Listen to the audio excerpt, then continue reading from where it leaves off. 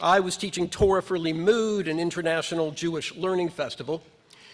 It was the trip of a lifetime, the history, the landscapes, the animal life. But there was a lot of shame. Inevitably, when you prepare for a vacation, you forget to pack certain things. When I told one of my South African hosts that I forgot to pack my hat, he said, "Oh, shame." Rebecca left her water bottle on the plane. Oh, shame. Shalev dropped his phone in the middle of a herd of elephants. Oh, shame. Of course, the South Africans meant something like, what a pity, what a crying shame. But I'd been thinking about other meanings of shame, especially since 10-7. But truly, I've been thinking about shame for decades. Among the first things that attracted me to AJ was our Seder Avodah. I liked that you all were mavericks. Where's Maverick? I liked that you all were mavericks. I said that for Maverick. And did things just a little bit differently. But I especially liked that Rebbe Klein had the smarts and the spine to get rid of the chosen people concept in the Aleinu. As Mordecai Kaplan had said years earlier, the chosen people concept smacks of an inferiority complex. We were ashamed, so we claimed to be God's chosen people. It's hard for many Jews today to believe, now that we've received a grossly disproportionate number of Nobel Prizes, that we really were shamed. We really did have an inferiority complex for centuries. I don't want to spend too long on this history, so I'll just give you the bullet points. About 3,000 years ago, there was an Israelite kingdom in the land of Israel. It was a modest kingdom. We were never the biggest kid on the block, but we had a few hundred years of self-rule and a lovely temple in Jerusalem before the Babylonians, who were the biggest kids in the neighborhood, ran us out of Judea. And we began 2,500 years of exile. Shame. There was a brief window for about 100 years when Judeans enjoyed independence again. That's what we celebrate during Hanukkah. But the Hasmonean dynasty from the family of the Maccabees quickly became corrupt, and one sibling enlisted the aid of Rome to depose the other sibling. That was in 66 BCE. After that, the Hasmonean dynasty fell. Rome chose the king of the Jews until it dispensed with that charade and installed its own leaders in Judea, procurators, the most famous of which was Pontius Pilate. A group of ultranationalists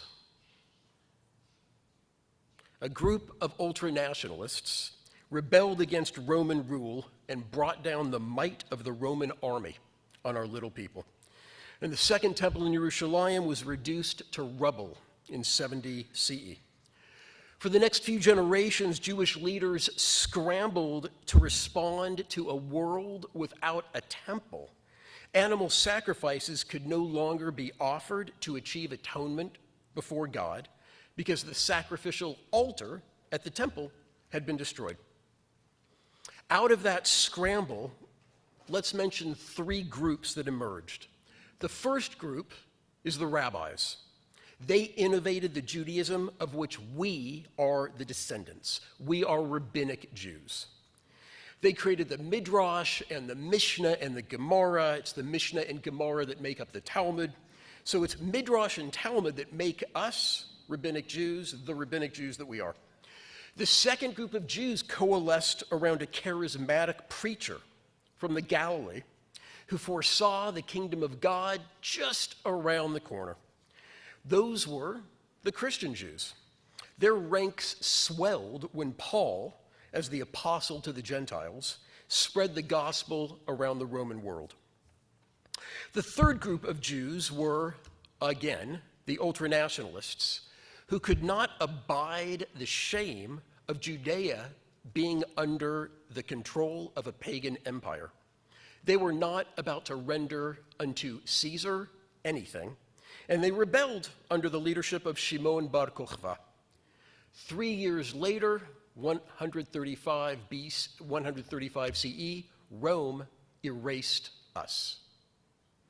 The name of Judea was changed to Palestina to echo our ancient enemies, the Philistines. The name of Jerusalem was changed to Aelia Capitolina. Thousands of Judeans were massacred, and the population was exiled again. The Romans shamed us as best they could, and it worked. We were ashamed. I know that we were ashamed because our prayers tell us not to be ashamed. Lo nevosh velo nikalem leolam va'ed. Busha and klima are synonyms for shame. They're in the blessings before the Shema. They're in the daily Amida. They're in the blessings after we eat. That's multiple times every single day. Plus, shame is all over our literature. Before we turn to that literature, alas, we're not finished with the sources of our historical shame. I told you there were 3 groups of Jews to emerge from the destruction of the temple: the ultranationalists, who were slaughtered by the Romans, us, and the Christian Jews. As the rabbis were struggling to create a portable Judaism, a Judaism that could exist outside of Judah, and provide cohesion for a far-flung diaspora, the Christian Jews were faring even worse than the rabbinic Jews because Rome didn't recognize the legitimacy of this heretical version of rabbinic Judaism. This is the period of haphazard Roman persecution, with the occasional Christian going up against hungry lions. Of the many things I learned from Isabel Wilkerson's book, Caste, was in a chapter entitled The Urgent Necessity of a Bottom Rung.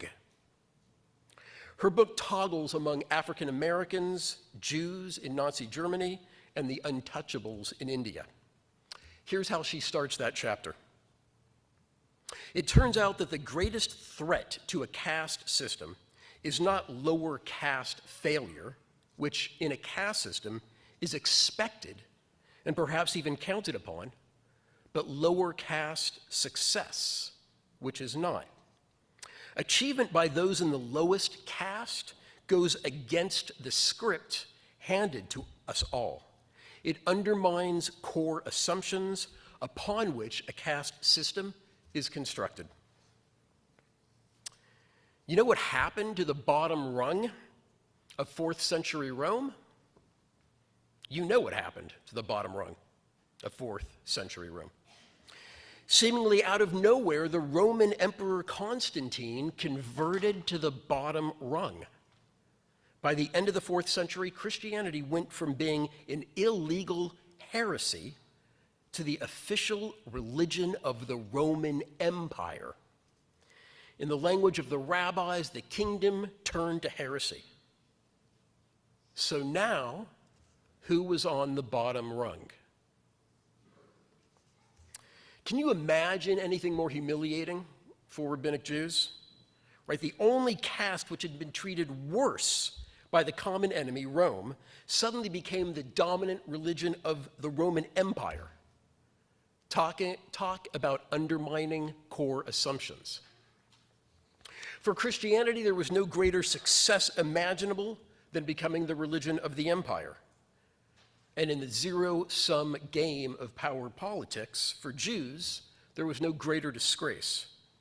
The Romans had shamed us, but if you're going to be shamed, at least the Romans were the biggest brutes in that part of the world. But what happened to the Christians, that mortified us.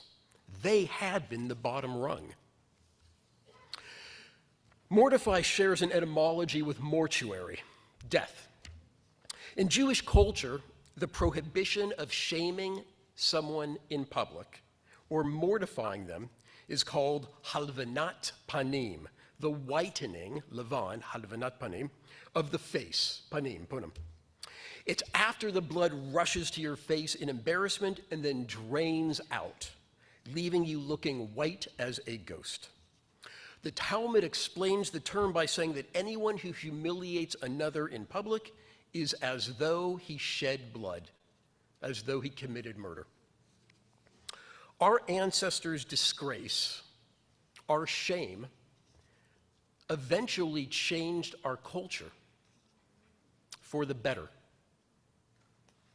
Our perception of God changed, and the mitzvot that have us walk in God's ways similarly changed. Pirkei Avot asks, who is mighty? The answer is one who controls their impulses, one who exercises self-control. It's not Samson, the slayer of the Philistines. And who is the mightiest of all? God. And what's the Talmud's proof? God hears the insults hurled at his children, Israel, yet God remains silent. God manifests divine power through restraint. That move from God being a wild warrior who drowns the Egyptians at the sea to a God of silence, even when the Romans destroy God's temple and nations mock us, that move happened because we were shamed to our souls. Let's pull back and remember the geographic context. We're in the Middle East. Abraham came from Mesopotamia, and our authoritative Talmud is Babylonian. According to the Torah, we know that if a woman commits adultery, she's killed. To be fair, the man is killed as well. If two men get into a fight with each other, and the wife of one comes up to save her husband from his antagonist and puts out her hand and seizes him by the genitals, you cut off her hand. Show no pity, the Torah says. She has impugned the honor of a man. Regardless of the fact that she was protecting her man, she must be put in her place by having her hand chopped off. When children, listen up, children, when children curse their parents, they're to be killed, according to the Torah.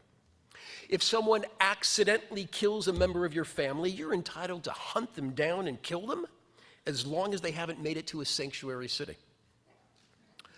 These are called honor killings, and honor killings happen in honor cultures. The Middle East largely is composed of honor cultures. Anthropologists also call them shame cultures. If you don't understand that, there's no way you'll understand the conflicts in the Middle East today. Professor Rebecca Merkin of Baruch College lays out the steps that lead to the removal of shame and the restoration of honor in these cultures. She writes, in Arab culture, citizens try to make sure that shame is averted. If it's experienced, it must be hidden. If it's revealed, then it must be avenged. An act of restitution is considered to be important so that honor may be reinstated. There is little guilt resulting from lying, deception, or even murder when they must restore honor. Professor Merkin mentions guilt. That's the characteristic name of the other category of culture that anthropologists describe. There's the honor-shame cultures, like we have in the Middle East, and there are innocent guilt cultures. Sometimes the innocent guilt cultures are also called dignity cultures, because what grounds an individual's worth is not the honor ascribed to them by others, but by their intrinsic dignity as a human being. Rabbi Jonathan Sachs compares these two types of cultures and claims that Judaism is an innocence guilt culture. Judaism is overwhelmingly an innocent guilt culture rather than an honor-shame culture, he writes. Shame attaches to the person. Guilt attaches to the act. It's almost impossible to remove shame once you have been publicly disgraced. It's like an indelible stain on your skin. In shame cultures, wrongdoers tend either to go into exile, where no one knows their past, or to commit suicide. Playwrights have them die. Rabbi Sachs goes on to explain that Yom Kippur, right, is the remedy for both individual guilt through teshuvah and forgiveness, and the collective shame that's carried off into the desert by that scapegoat that we'll read about on Yom Kippur. He writes, when a whole society confesses its guilt, individuals can be redeemed from shame. One of my problems with Rabbi Sachs's writing is that if it were only that the person who is shamed would disappear or be killed off, that wouldn't be so bad. But so far more often than not, what we read about is how shame is responded to with bloody vengeance. Let's turn now to our own literature. Our prayers tell us not to be ashamed of our exile, but to learn from it so that we merit returning to the land of our ancestors. We're not to feel shame for our ancestors' past. We remind ourselves of that multiple times daily, but according to ancient halacha, we're not to remind others of their past if our intention is to shame them. This is a Mishnah. If one is a penitent, if one has done teshuvah, if someone sinned but then made teshuvah, you can't say to him, remember your earlier deeds. Once somebody has made amends, truly made amends, we're forbidden from embarrassing them about their past. Even if our intent is not to embarrass them, we're prohibited from even reminding them of their past deeds. Regardless of your intentions, your actions may have the effect of shaming them. The second part of that Mishnah says, if one is the child of converts, one may not say to him, remember the deeds of your parents. We shouldn't be ashamed by our own redeemed past, and we shouldn't be made to feel embarrassed by the deeds of our ancestors, whether they were Jewish or not. We are not a culture of sticks and stones will break your bones, but names will never hurt you. It's precisely because names can shame that we have outlawed them, even when they're true. As important as prayer and the law are, effecting cultural change requires a full court press. More crucial than the law around halvanat panim, shaming someone publicly, is the lore. The Talmud's one-liner, what traditional Jews say to one another, is that it's better to jump into a fiery furnace than to shame someone in public. The Talmud credits Tamar with being willing to be killed rather than to publicly embarrass Judah, who unintentionally impregnated her, his daughter-in-law. Tamar becomes King David's ancestor and our role model. Elsewhere in the Talmud, there's a passive-aggressive zinger about King David and halvanat panim. The rabbis picture King David's Beit Midrash, his Talmudic academy. Everybody is learning different esoteric topics of the Talmud, and two students come up to King David with a question. They ask, "Your lordship, please, we know that an adulterer merits the death penalty, but remind us which of the 4 death penalties an adulterer should receive."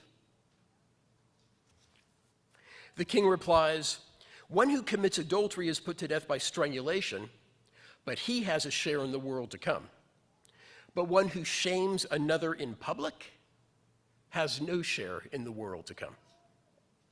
You need to remember that King David had a tryst with Bathsheba while her husband was at the front. Adultery is a capital crime, but halvanat panim, causing another's face to go white, to blanch, is so egregious that you lose your ticket to heaven, as King David just informed those two students.